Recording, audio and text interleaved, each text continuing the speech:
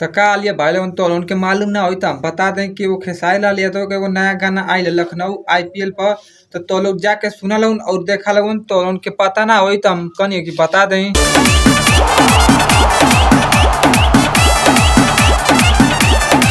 तो भाई लोगन तो लोग जौनी गाना के इतना दिन से इंतजार करत रहा लोगन उ गाना अब आ गई। तो हम कौनी गाना के बात करती खेसारी लाल यादव के, जो कि अभी अभी पोस्टर और वीडियो सॉन्ग जो कि रिलीज हो गई।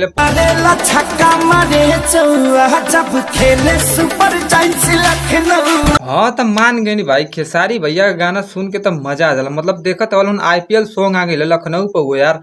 अब जाके तो लोग ना देख लेवन तो लोग सुतत हलन तो हम का ही अब बताई। मतलब गाना आई ले मतलब महाराज जाके सुने उने के चाहिए तो लोग अब का बताएं। तो भाई लोगों ने खेसारी लाल यादव का बहुत ही गाना आगे जाने वाला है। कहाँ से कि हम यूट्यूब पर देखा नहीं तो नंबर 3 पर चला था ट्रेंडिंग में। तो लोग जानता ही लोगों की ट्रेंडिंग स्टार हम तो ये ट्रेंड में चलबे करी और हो सकता कि नंबर 1 पर भी आ सकता। अभी तक फिलहाल 3 नंबर पर ट्रेंडिंग में चला था। और ये गाना बहुत ही शानदार बनाया गया है। इसमें खेसारी भैया का लुक बहुत ही सही है, क्योंकि दिखने में तो बहुत ही ठीक ठाक लग रहा है। आप लोगों को तो पता ही है कि ठीक ठाक दिखते ही है। और भाई लोग जिस हिसाब से इस गाने को शूट किया गया, इसका म्यूजिक बहुत ही शानदार है। मुझे तो लगता है इस सब गानों का पछाड़ देगा भाई लोग। बहुत ही शानदार गाना है, सुनने में तो बहुत ही मजा आ रहा है। आप लोग भी जाकर सुन लीजिएगा। मैंने तो सुना तो ठीक बहुत ही लग रहा है। हो सकता है कि सारे गानों को ये फेल कर दे। और भाई लोग इस खेसारी भैया के सॉन्ग को सारे गाना यूट्यूब पर चैनल पर डाल दिया गया है मॉर्निंग में 7-8 बजे के करीब में।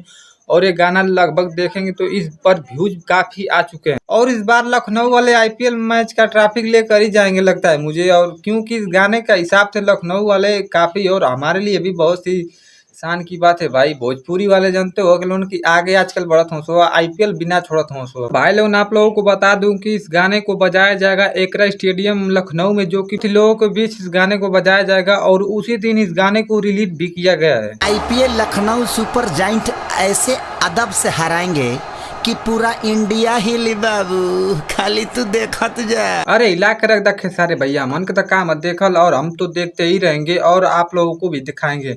तो भाई लोग इस वीडियो को यहीं पर समाप्त करते हैं। और आप लोग कमेंट करके बताना कि ये वीडियो आपको कैसा लगा। आपको गाना में मतलब कि वीडियो का गाना आपको कैसा लगा, इसमें कमेंट करके बता देना। मुझे तो कुछ ठीक ही ठाक लग रहा है। और मिलते हैं अगले वीडियो में। अरे पूरा इंडिया हिली बाबू, खाली तू देखत जा।